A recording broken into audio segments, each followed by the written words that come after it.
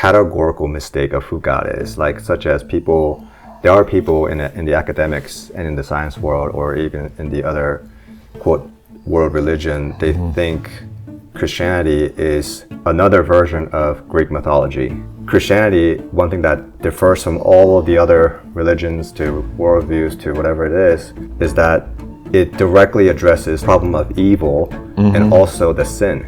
There is nothing else than that God is not just any other minor God, but He's actually the capital God, like God of all conceptual creation.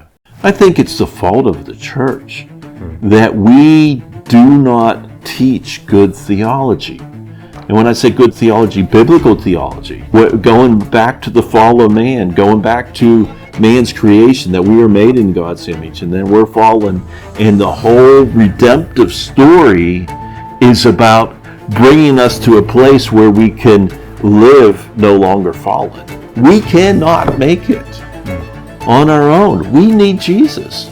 I am a sinner. Tithing is a pre-covenant. Abraham tied to Melchizedek. That's what the Bible says. So if you're saying, well, tithing's an Old Testament covenant, I don't want to do it. If you want to be New Testament, everything you have is God's. Everything.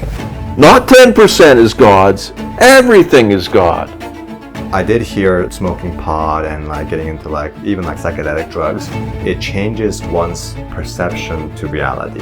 Has any of that stuff happened to you? So how did that affect you from believing, like, okay, so psychedelic kind of opens you up to like believing more like the pantheistic, where like, hey, we're all one, buddy. So however, I did have some very bad dreams. I had demonic type of dreams. Even like sleep paralysis, like getting scissor locked. The demons grabbed my legs and pulled me out of the bed.